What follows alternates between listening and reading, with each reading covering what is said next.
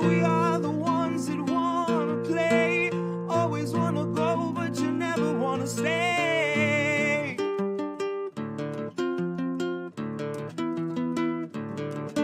And we are the ones that wanna choose, always wanna play, but you never wanna lose.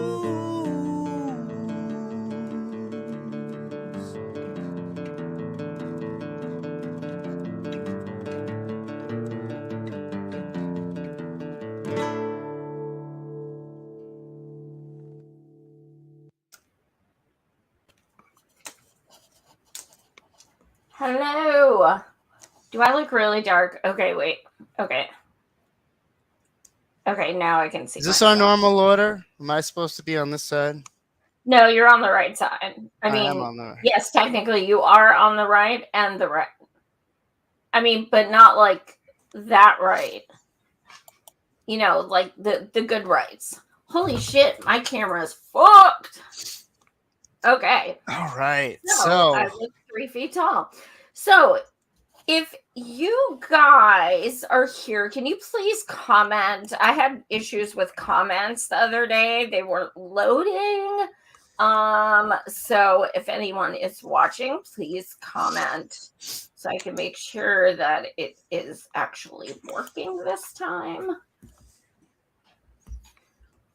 No, but seriously, why do I look 3 feet though? Like, seriously. I don't know. Oh, we got something. Lazy Quackhole says hi.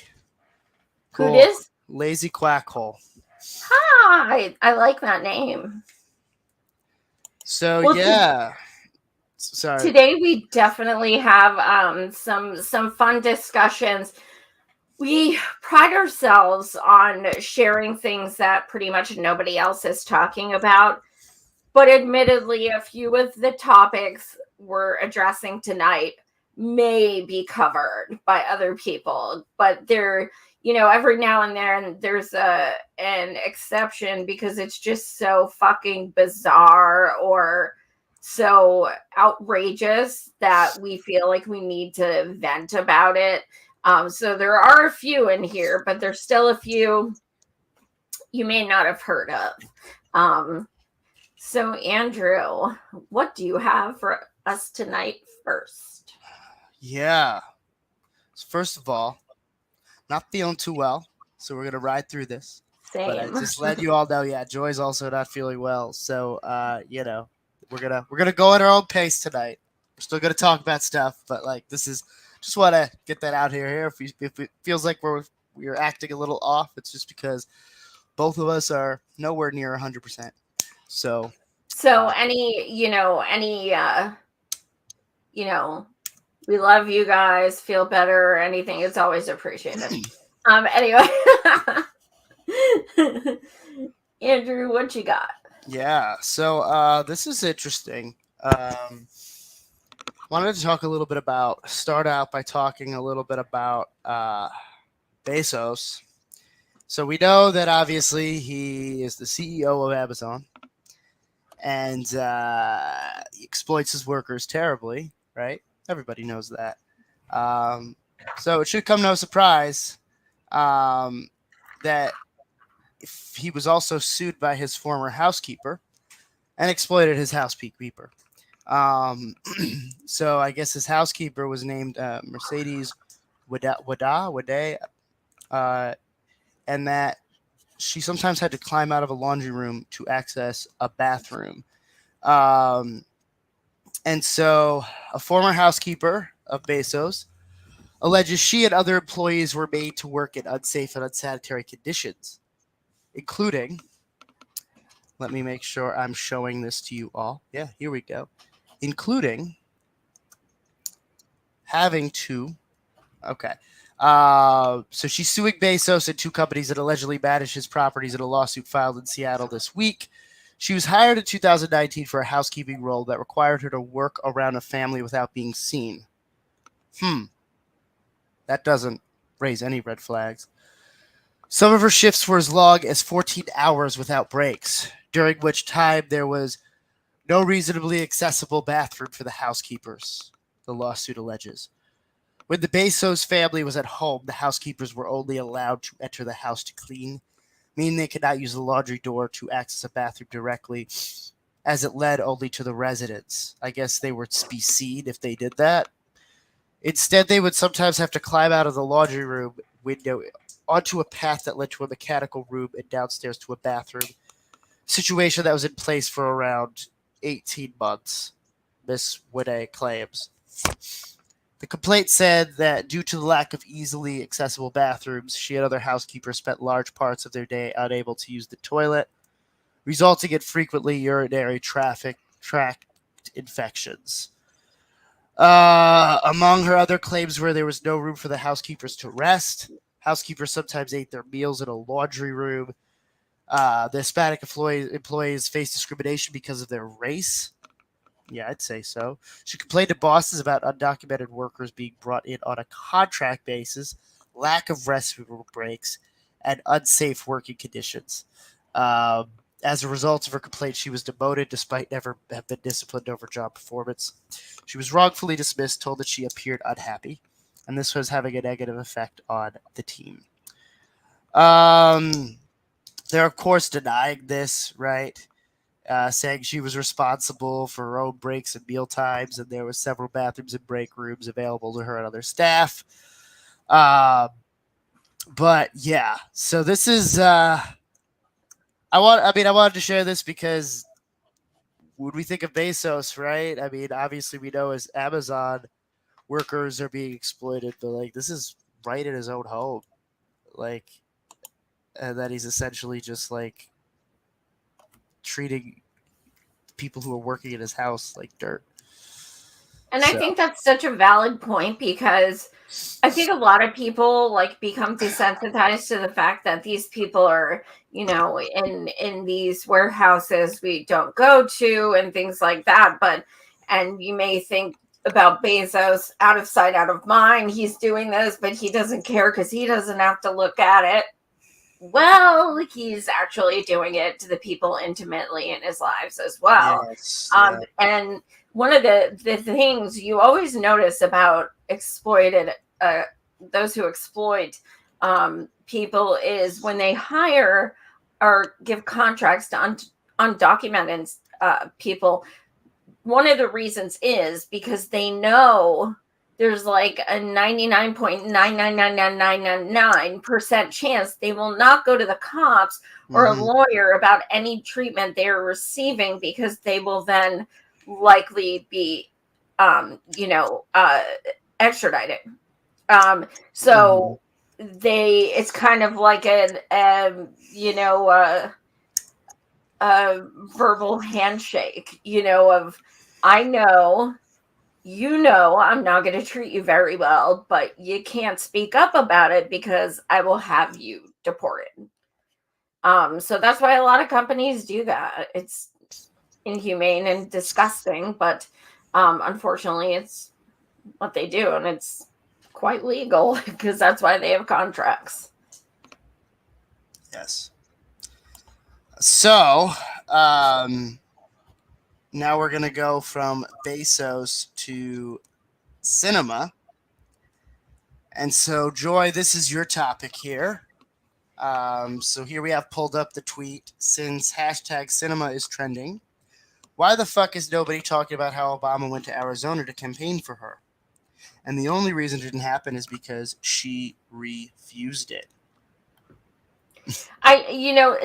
Literally nobody is talking about this. Like, I posted the article and it had like 3 likes or something. And I'm like, oh my God, do you guys not understand?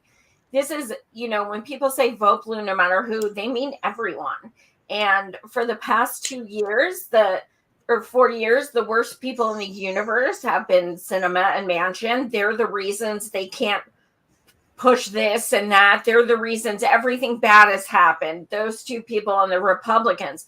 Well, as a matter of fact, Obama this weekend flew out to Arizona to campaign for Democrats in Arizona, including Kristen Sinema. Now, the only reason it didn't happen is because she declined his campaigning for her, not the other way around. So, Sorry, continue. Continue. So that's a very interesting thing. You know, Obama's this hero and he's so great. Well, why don't you guys care that he was like, yeah, I'll campaign for you? If she wouldn't have said no, you'd see them standing on stage together. Like, that's a big fucking deal. He's happy she said no. I can guarantee it, because that's how this shit went under the radar. But this is the problem when you say vote blue no matter who, and you say, I'm going to campaign for Democrats. You literally mean anyone with a D next to their name. And these are the people you have made your boogeyman for years, saying you're the reason we can't do this, that, and the other thing. And now you're out there willing to campaign for them. But he got off lucky because she denied it. I wish she wouldn't have. So, one thing to keep in mind is that Kyrsten Sinema, her reelection is 2024. And so Mark Kelly, so Obama was coming to an event to show up for Mark Kelly, since he's being reelected, or he is trying to be reelected, for this 2022. And Kyrsten Sinema was a no-show. Right. Of course. So, yeah. I just would have loved to seen Obama and Sinema like on a stage together, campaigning together. Like, it would have been fucking beautiful. It would have just exposed exactly what we've been saying, that they're all the fucking same. Yeah. I mean, it's interesting because Mark Kelly, he's a very center-right senator, right? So not only did she not show up to an event, I guess, that Obama put on, but she didn't even show up to support her co-worker or co-senator, whatever you call it, because, you know, so that is also, I think, noteworthy of this story from what I'm looking at right now. So, and I will say, Mark Kelly, I'm in Pennsylvania. I've never been to Arizona in my life. I have never received more emails from anyone in my life than I've received from Mark Kelly, and that includes me unsubscribing 6 times. Yeah, no, same. I've received a lot from him as well. I've been getting 12 a day. And I'm like, dude, first of all, I'm not going to donate to you. And if I would have been voting for you, I wouldn't be now, because you're so fucking annoying. Like, being in Pennsylvania tomorrow can't come soon enough. Really, you can't. Yeah. But we'll get to that a little later. we'll get to that. Yeah. So, here is just politicians don't reflect, they blame if you lose. Try considering why. Did you actually listen to what we, the people? Did you give tangible legislative proposals? Did you sit down and speak with people of color, disabled, working class, etc.? Or did you simply say over and over how Republicans suck? So, this is a good actual transition into something that Occupy Democrats had. That Obama apparently said, which I don't know what has happened to Occupy Democrats. Like, they are just the Democrats at this point. That happened back in 2016. Yeah, after they endorsed Bernie the first time and he lost, immediately just the most garbage shit you've ever seen. Yeah. No. A lot of brains melted there. So this is a Ryan Knight having a caption over this meme. So Ryan Knight says, yes, it would still matter how much the 1% spends on our elections because the 1% owns your corrupt party too, Obama. Stop lying and manipulating the people. So according to Occupy Democrats, Obama said if 99% of us Democrats voted, it wouldn't matter how much the 1% spends on our elections. Okay. So this I found very fascinating because this to me is like moving the goalpost, right? It's acknowledging that more and more people are starting to become aware that, hey, these elections are funded by oligarchs, right? These elections are funded by corporations. They're funded by super PACs. They're funded by dark money, right? That are connected to really just like a handful of billionaires, right? And so here it's like, okay, like this to me sounds like something where it's like, okay, we have to acknowledge that that is the case, but we're still going to put the onus on you. It's still your fault. If you all voted and turned out, this wouldn't be an issue, right? And to distract from the fact that like this is something that you actually have to take on, this corruption, and that voting is, if every single person is turned out and voted that was eligible to vote, this would still be an issue, right? Because of the actual regulation or weak regulations, first of all, when it comes to bribes and donating and lobbying, right? So I just felt like this was such an Obama sleazy quote. But let's not forget the underlying part of what he's saying. He's being presumptuous. It would be all Dems. Yeah. Because he didn't say vote Dem, vote blue. He said if 99% of people vote. Well, he said 99% of us Democrats. So he's basically saying Dems. Yeah, I was going to say, because it's so funny, because like if you look at Twitter right now, all the shit libs are like, vote tomorrow. And it's like, I am, just not Democrat. Right. Absolutely. And so this I felt like went really well with, so people love to talk about both Sinema and Manchin, right? So Manchin had a very interesting quote, if I could find it. Here it is. Actually, this is the first time in over a year we've actually talked about Manchin, because we usually don't talk about things other people talk about, but this was pretty interesting. Well, yeah, and I think it's not this is talking about the corruption and specific, actually straight up saying the corruption, and Joe Manchin happens to be the person that's the messenger, right?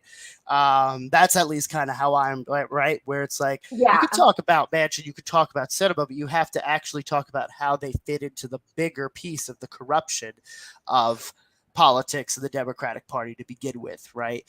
Because it doesn't start and end with them. But this is just very fascinating to me. The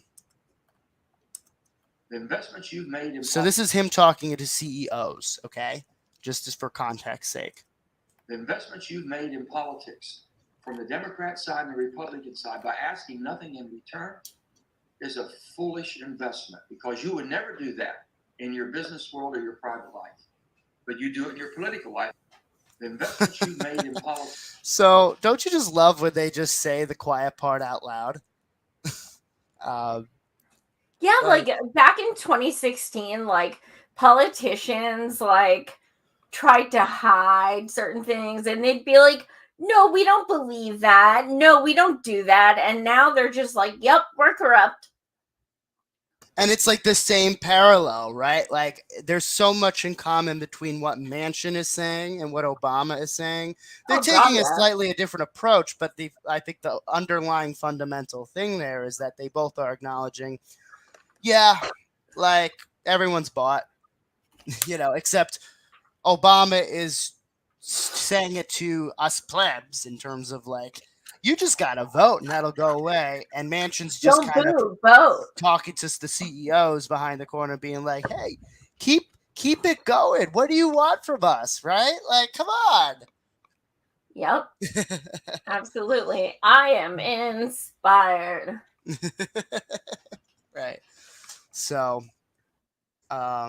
just always, whenever people, I feel like less and less people are starting to become ignorant to the fact that we don't live in a democracy, right? But if someone tries to say, oh, that's not true, just show them that Manchin clip and him basically saying that they need to be lobbying harder for their own interests and that they're not doing and the number one thing that shows you we're not in a democracy is vote shaming.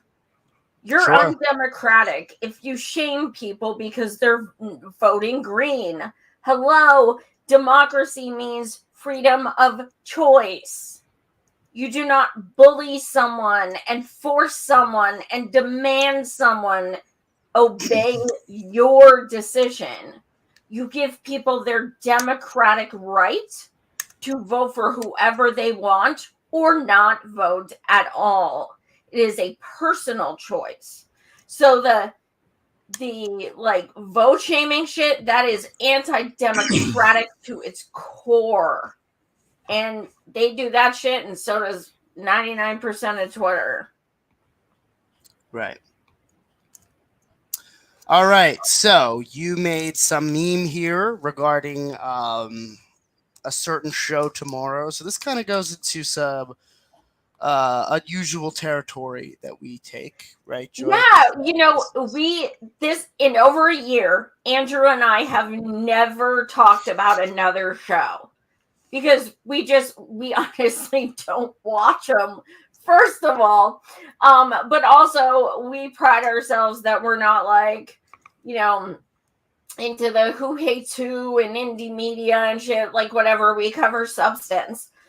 But I think this is a very good exception because it has to do with trigger warning. It has to do with sex trafficking, sexual assault, blatant racism, fascism, and for those who aren't Twitter or who did not hear, the Young Turks, Anna Kasparian, Cenk Uygur, and Nina Turner are having on Matt Getz tomorrow to talk about midterm elections. Okay, so I found pictures all throughout the thread of the Times. TYT had called him a sex trafficker, a fascist, a racist. TYT themselves, which are all valid, by the way. All valid. But now they have asked them to come on their show with Nina. Okay. So this I thought was important to talk about because when I posted that I was disappointed in Nina and I don't understand how she could be okay sitting with that person, I have so many apologists. He's not even guilty, blah, blah, blah. Like, they said they were underage, but they were 17, so that makes them legal and blah, blah, blah. Okay, here's the problem. Whether you want to say it's true or not, I really don't give a fuck. He's accused. They themselves have said these words, sex trafficker, racist, fascist. They themselves have said it. So as someone who has had a show for over 5 years and interviewed over 400 fucking people, you will never see me having someone on my show that I have called a racist, fascist, sex trafficker. That's not who I am. So the fact that I'm getting pushback for saying that this is wrong is blatantly absurd. Then you have the other people. Well, Jimmy Dore had on a Boogaloo Boy. Truthfully, I didn't see that show. But there is a difference in the respect that one was a conversation. Okay, one was, we disagree, but let's talk, let's have discourse. That's not what this is. Their meme says they're going to be talking about midterm elections. This is not the three of them on a panel like, so why are you a sex trafficker? So why are you a racist and a fascist? That's not what this is. So if somebody wants to sit down with some, I've had people on my show I disagree with. If you don't, you're not really a journalist or whatever you call it yourself. Talking to people who agree with you all the time is fucking boring. So that can be healthy, informative, good discourse. You can learn a lot. You can see different points of view. This is not that. This is having someone on who is an absolute disgusting, repugnant piece of shit and giving them a platform. And these are their words about this dude that they are now having on.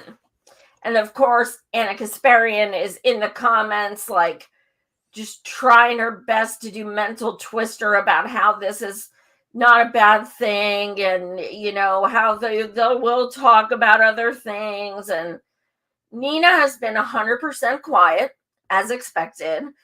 She follows me. I know for a fact she had to have seen my tweet. She sees my other ones. And it's so sad. It's so sad. And the only reason they're having her on there is because he's such a fucking racist that they think, oh, if we have Nina on, maybe, it's like, why do you need a panel to talk to him? Like, why are you even having him on? TYT is garbage. We all know this. I legit thought this was fake at first because I was like, nobody's that stupid. Like, nobody is that stupid. But yeah. So this is the thing I made. Andrew, if you want to go to the next thing, which is the actual TYT post, I think it's on the next thingy I sent you in DM. All right. I'll try and find it. It's right next to this one. Okay. It has the meme of the show. Mm-hmm. So yeah, this was definitely very telling. I'm not sure who reached out to who, but to me, this kind of has like the energy of when, after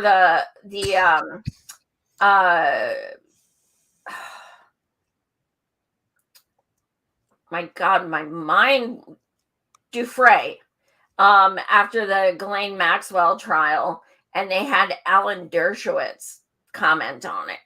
This has that kind of energy to me. I'm just like, wow, why not ask him? Why not?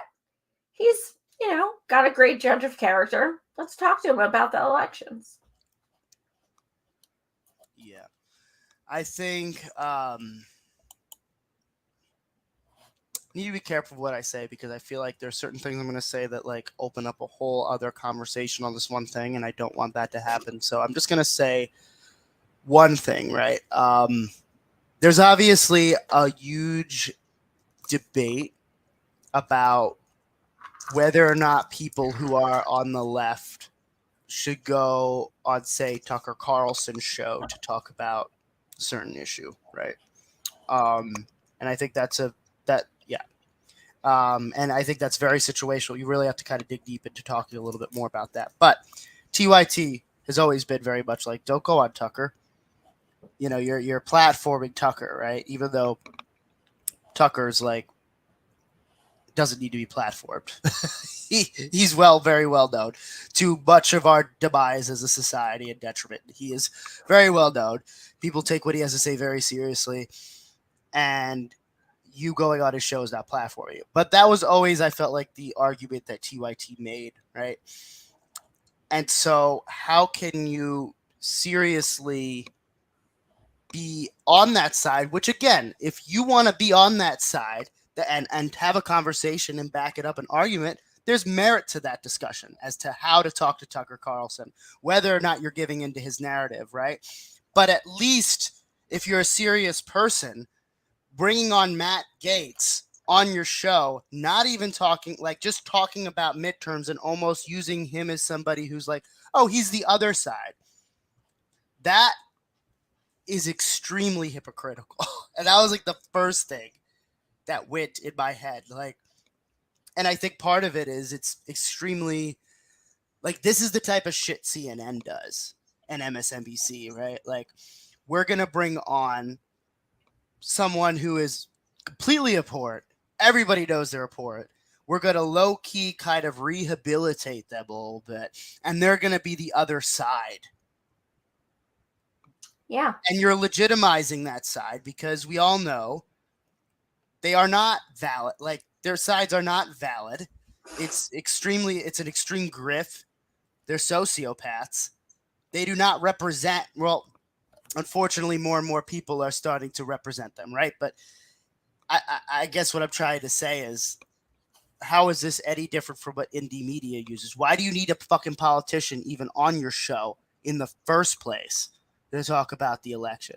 And I think someone also brought up, it was a really good point on Twitter as well, is like, doesn't he have his own election? Like, why is he talking on a fucking show? Like, doesn't he have to worry about his own election and, like, I don't know, interacting with his constituents? Yeah. And then I don't know if you can scroll This isn't up, like an old politician. Yeah. I don't know if you can scroll up, but the question on the post was, what do you guys want us to ask? Mm-hmm. And it's like, you really are planting that seed right now. Like, you really want to know. And then the comments are just rightfully based. I'll say that, based. I've never used that word, but based. That live stream is going to be a shit show. I mean, it's going to be an absolute shit show. Yeah. And like I said, I don't watch everything. It's just, yeah. Sorry, go for it. I don't watch other shows, but if anyone sees a like a montage or like a clip or something or some real gem, please DM it to me, because I will gladly watch that. It's just everything in moderation. I cannot fucking sit there. Plus, I'll be doing my own show tomorrow night, being in Pennsylvania and Fetterman, Oz, blah, blah, blah. So I'll be going live myself. But anyway, yeah, so that should be interesting. And if you wanted a politician, you could, ask a different one, perhaps. But something, to your point, Andrew, that's what I've tried to do, even when I was interviewing candidates. What I would do is I would then talk to people who campaigned for them, the volunteers. To me, that's who I want to hear from. That's who's going to tell me, was it organized? Was it sloppy? What did you find? What could you have done better? Right. Those are the interviews I did. I don't want to talk to the candidates because their view is skew. I like talking to the people who were on the ground.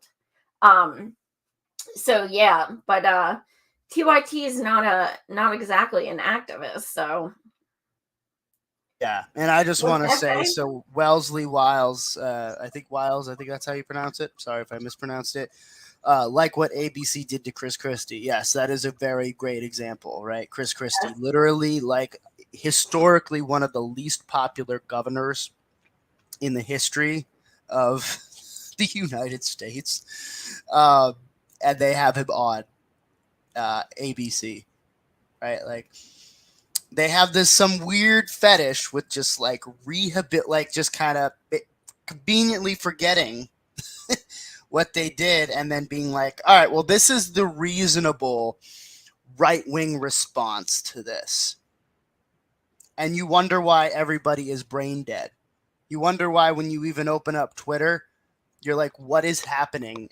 Are zombies infecting people right now? Like, it's because, if you're not careful, this perpetual gaslighting that always goes on unchecked, it messes with your head. It does. It messes with your critical thinking, right? Like, we have to really be careful. And I think we really need to, I'm learning more and more kind of even this past year. I really need to be very particular with what I watch at what time, what kind of news, because it's how our media structure is. It's designed to make you confused and not educate you. And I gotta say though, Andrew, like this past year with you, I think we have taught each other so much. Like, I've learned so much from you, and I love that we pick our own topics because I get to see articles you read and I didn't get to see, and so on. So I like, sharing these things, and then the people watching can share them and so on. And that is how, you know, actual knowledge happens, you know, which is really amazing. Right. What's that say? Felice said, LMAO, of course, the worst governor ever is from Jersey. Okay, here's a good one for you. Why are New Yorkers so depressed?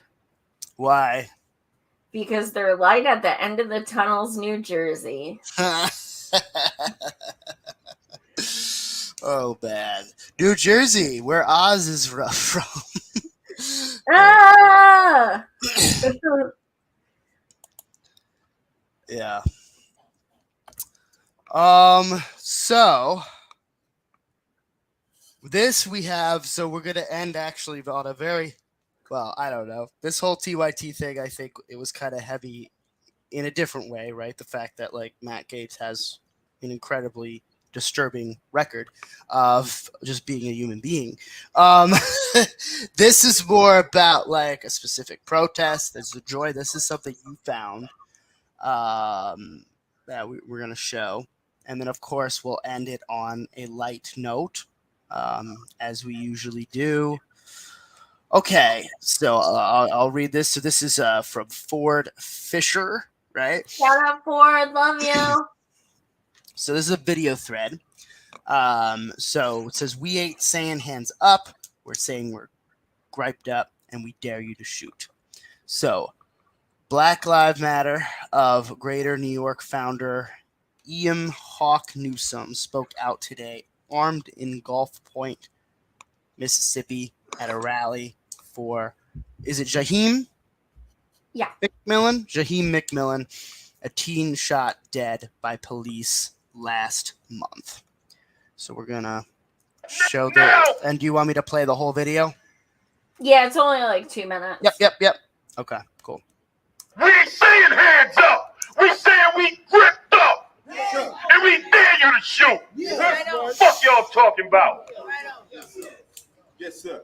1, 2, 3, 4, 5, 6, 7, 8, 9, 10, 11. Fuck 12. You ain't gonna be able to say that enough out here. Out here, it's them against us.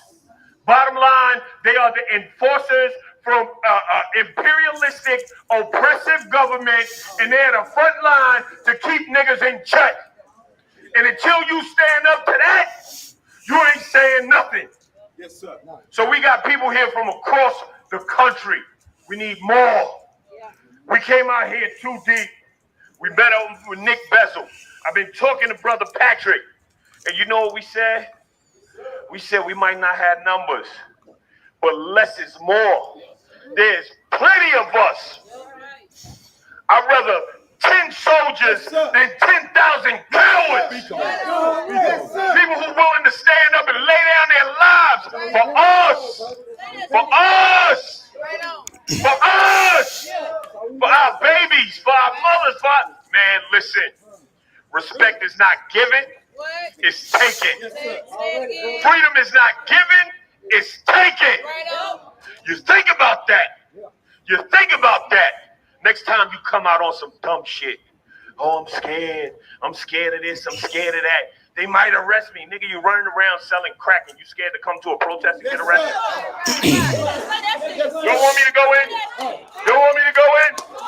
You don't want me to go in? All right. You got Bloods and Crips that'll bang on each other, but a police officer could slap their mother, choke their father, and kick their kid, and they won't do nothing.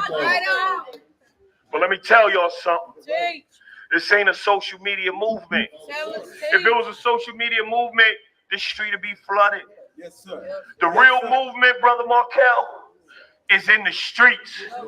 It's in the streets. Y'all come together, get 400, 500, get some groceries, give out bags of groceries, and when people come for that free food, you give them knowledge. You give them knowledge. This is about organizing. Yes, sir. This is about organizing. You ain't gonna march your way to freedom. You gonna fight and organize your way to freedom. Black power. Black power. Who's host? Who's host?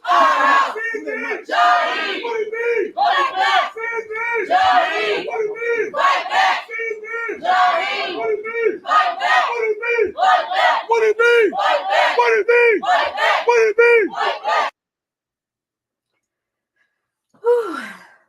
So when I first saw that, I bawled. I just think that's so incredibly beautiful.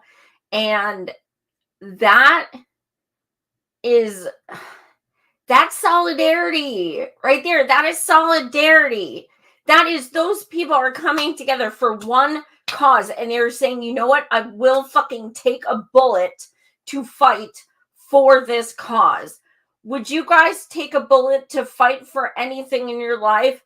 I'm not shaming you if you wouldn't, but I always tell people straight up, you know what, if I have to die to get Medicare for all on the news, oh fucking well, I am absolutely ready to lay down for that shit. And you know, it gets to the point where we have to have people do that. And these people are fucking beautiful because they are coming together and they're fighting for this 15-year-old boy murdered, shot in the head by a policeman, no ramifications as usual. And this, we can't get these so-called leftists to do anything like this. Don't do it that way. Don't do it this way. Am I thrilled they have guns? No, I've never been around a gun in my life, and I don't want to be, but I would sure as fuck still stand with them because they're fighting for something so important. And I think this is just a beautiful lesson of true solidarity. True solidarity. BLM bumper stickers, that's not solidarity. This shit is solidarity. Yeah. And I think it's important to kind of highlight as well is that these are, you know, Black liberation movement, right? I honestly, so I don't know too much about the new Black Panther Party. I definitely want to learn more about that. But these are like groups, and these are generally, I mean, very leftist groups, right? So I think it does kind of, first of all, this is a protest that cable news would never touch, right? Because this is not like a women's march. Like, this is very much like, you know, they're showing up armed, and they're not like these, you know, ultra white right wing Freudian slip, white wing, right wing. Accurate. Well, yeah. You know, like Proud Boys, these are, you know, people who are fighting for their rights, right? Fighting against just straight up racism and police brutality, right? And the right to exist, right? And so this, of course, does not stick to the narrative that the media likes to portray, where it's like, okay, people who are pro Second Amendment are just, you know, people who are on the far right, right? And so I think that's just a lot to kind of think about as well. You know, this is a very, yeah, they're not messing around, and they've had it here. And I want to look a little bit more into sort of these groups and how they organize, because yeah, it's I'm also very happy. I mean, it looks to me that nobody got hurt or harmed at this protest, right? Because we all know when a bunch of leftists are armed, right, the outcome when it comes to with law enforcement, the outcome is usually very different than when you have like January 6th, right? Yeah. So, yeah, you know. And I think it's our job as white people to see something like this and not be like, oh my God. Because like, honestly, I'm not scared of these protesters at all, because I'm not wearing a cop uniform and going to shoot somebody in the head. These people are literally there to protect themselves should something happen to them. Right. And I know I'm not a physical person, so no. They don't scare me, you know? So I think it's really important for, you know, white people to remain conscientious of the fact that don't just be like, oh my God, Black men with guns. I mean, it's like if They you're don't scared care of that, about you. think about why, right? If you're scared about that, then Exactly. it means, okay, so are you on the side of the cops, who killed Jaheim? I mean, Ford Fisher's white as hell, and he's in the damn truck with him one-on-one interviewing him, and he's like, okay, right. And how do you feel about that? Right. Ford's my buddy. But yeah, I mean, like, solidarity, solid freaking dairy. This was beautiful. We need more of this so bad. We need more. Yeah, absolutely. And then amidst heavy rain, the coalition caravan from the scene of the shooting to the police station to rally. Holy shit. A 15-year-old was killed. Nobody is paying attention. Hawk Newsom told me they are not messing around. We're going to show up and make sure the world sees what's going on. So yeah, that Family Dollar, what happened was they had some kind of footage that would have helped to the arrest of the officer, and Family Dollar won't release it. Okay. Of course. Yeah. Like, how much are you getting paid from the Popo? Definitely more than $1. Okay. Yeah. So I am going to reach out to that gentleman who was speaking as well and see if he would like to come on to discuss what they stand for, and I was also thinking about if he was down, I would also love to have Reverend Annie, and the old Black Panther, the new Black Panther, kind of have a discussion, like what are some parallels, that kind of thing. And I think it would be a very interesting discussion. So when I was looking too, I think one thing worth discussing is I believe Fred Hampton Jr. was here. Oh, I don't know.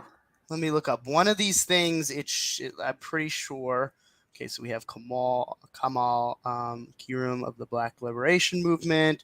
They describe the group's demands, right? So firing the officer who killed Jaheim, lowering bond for the others arrested at the shooting scene, forming a civilian review board with subpoena powers to oversee police activity. Like, these are things that you hear over and over again for demands. Like, these are not this is like just typical things that, like, here it is. Okay, this is it. Yep. So Fred Hampton Jr.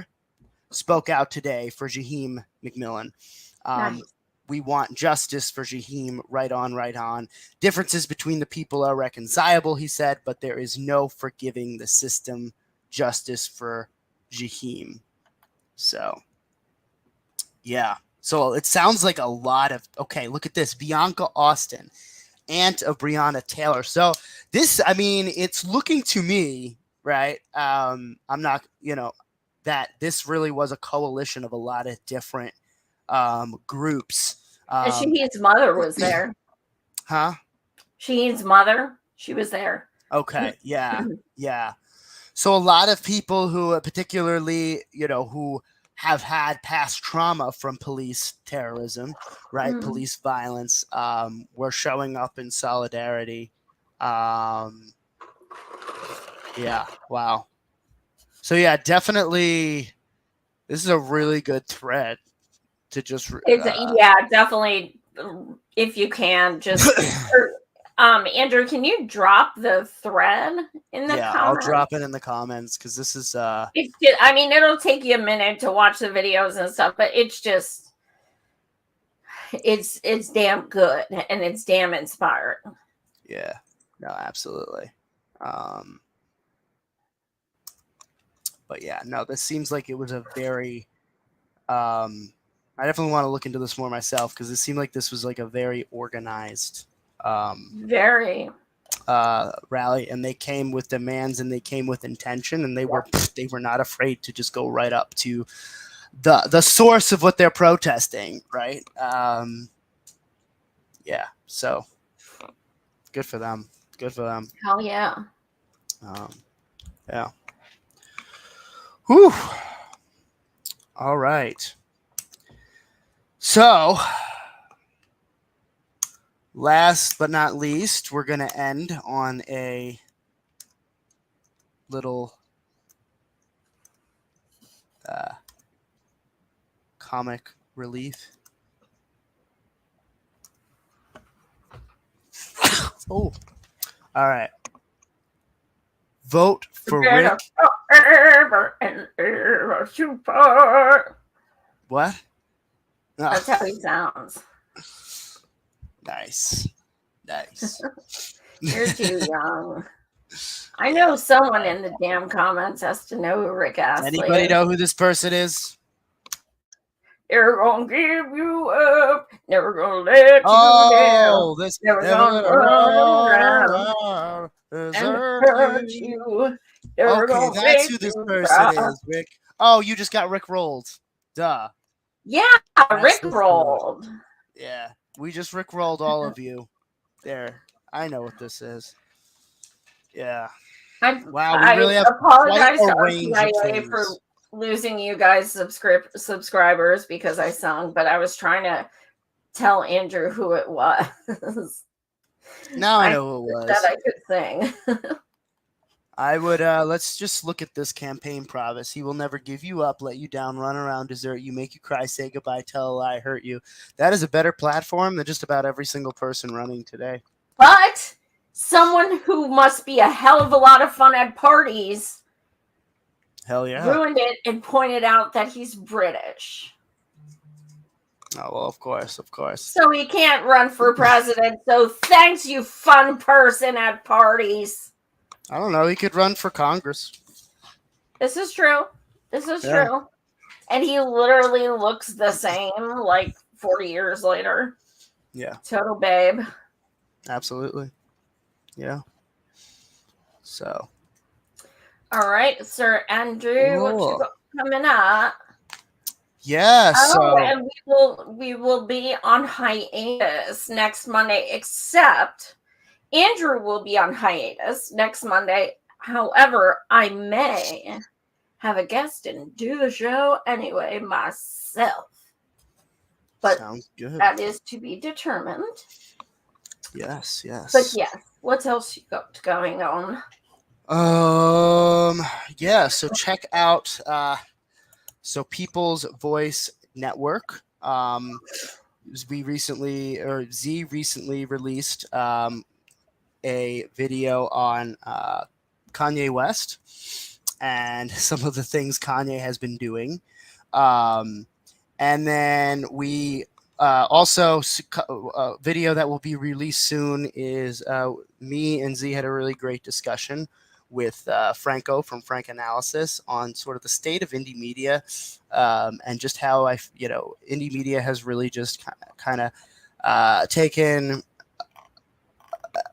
veered off the path when it comes to actually talking about issues and what matters, and has kind of fed into this overall chaos and as it has come up with their own distractions. So we really kind of break down sort of what some of the issues are we think and what we can maybe do to try and get back on track. So I really enjoyed this conversation because it was really just something that I've been feeling a lot of lately.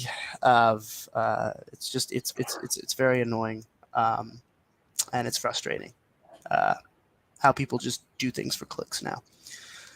So yeah, that's Andrew, do you understand how much more money we could make if we just started talking about Jimmy Dore all the time? Oh yeah, we would get a lot of views. And here's the difference though. Jimmy Dore has actually done a fundraiser for M for All and actually got me my own comedy gig in Los Angeles and actually has done stuff to help people like myself and my team. Whereas the people who, I disagree with them all the time.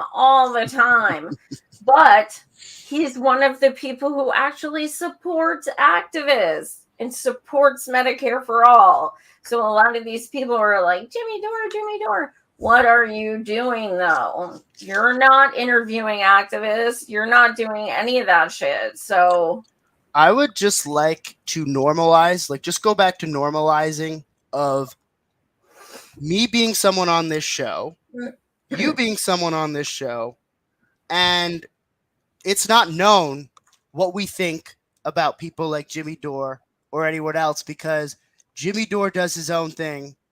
We do our own thing. That's fucking it. Right? Like there's always comments. There used to be a time, right? There used to be a time. Now you got me going, Joy, and I'm sick and I'm a little cranky. Now I'm gonna like kind of lay it off. There used to be a time in indie media where sure there was collaboration every now and then, but you didn't know what they thought about other people, and it didn't fucking matter because you would actually tune into the people to actually hear about what was going on in the news. Because you were sick and tired of the mainstream media. You didn't tune in to be like, oh, where does this person fit in on this charade of drama that's going on? No. And you know what? There were problems with old indie media too, right? But that wasn't an issue where they just kind of, made themselves all intertwined in this soap opera gossip. So, you know what? I'm going to acknowledge Jimmy Dore as a person. And that's it. You don't need to know what I think about him because that's Jimmy Dore's not on my radar when I'm trying to fucking talk about like labor rights that are happening, right? So that's it. Exactly. Exactly. I'm like, oh, the streamers who I care about most? Us. That's who I care about most.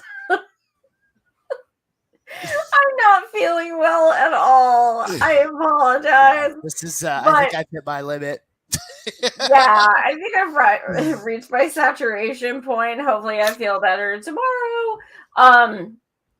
Tomorrow, I just want a deep fucking breath. Tomorrow is a long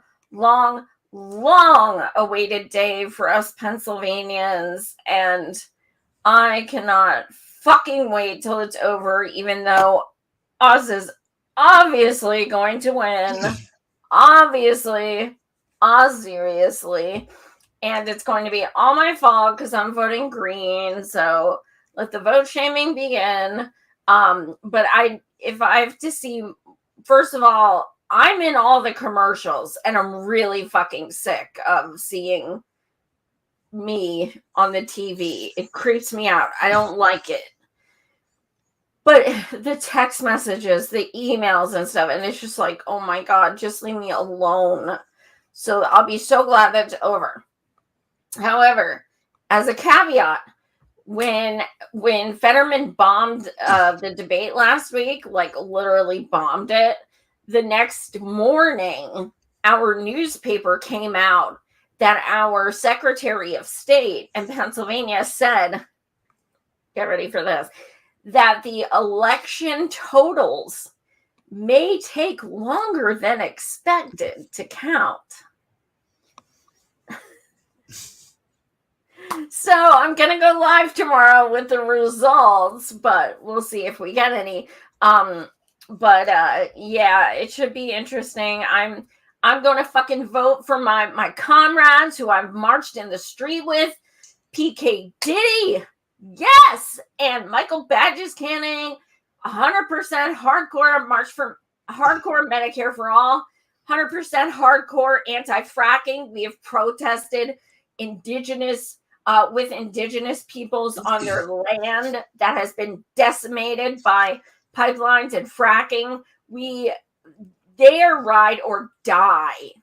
And that's who I'm voting for because I know them and I know they're in the streets and I know they get arrested and I know they're fucking badass. So, yes, happy to vote for them tomorrow. Yay! But yeah, I will do my election show probably, I'm guessing maybe like 10. It'll depend when some of the results come in. but yeah, so I'll do that. And then Thursday night, I have a really great guest coming on. Her name is Sandra Alvarez.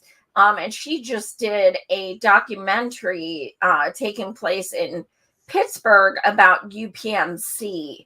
It's called Inhospitable, and it's all about corruption in hospitals, and it shares people's testimonials as far as being billed outrageously and services they couldn't afford. And basically, it's like an advertisement for National Improved Medicare for All, essentially. But it's wonderful. And so I will have her Thursday night at 9 p.m. Eastern. Both of these shows are on my channel, Savage Joy Marie Mann on YouTube and Rockfin. If you are not subscribed to either my YouTube or Rockfin, please do so. My Rockfin has 4,000 subscribers, and YouTube just dropped me to like 898. So I'm less than 1,000 on YouTube now. And this has happened to so many streamers, I know. So if you are not subscribed to my YouTube, please do. And if you were subscribed, please make sure you still are. My last request, Patreon, please help me out. As little as $3 a month. My streaming fees, my blind accessibility equipment fees, I have a broken webcam, like all these things cost money, and I could really use your support. So that is everything. So thank you all Please so subscribe to much. People's Voice Network too. Get us to 400. Yes. We're getting there. Thank you guys so much for watching. Much love.